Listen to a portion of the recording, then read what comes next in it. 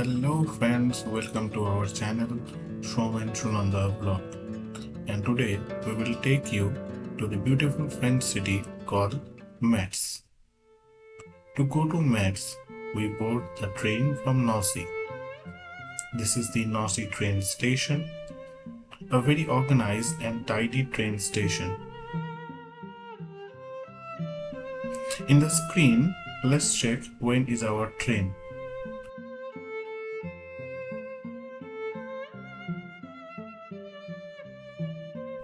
But before boarding the train, let me show you how platform looks like here.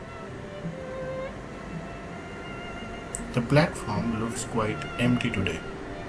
Don't know why.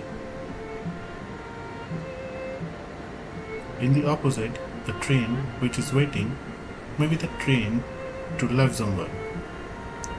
The seating arrangement is quite interesting, isn't it?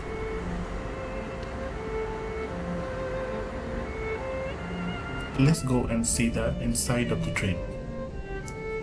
This is actually a local train or a short trip train, and this will take us to Metz in about 45 minutes from Nancy.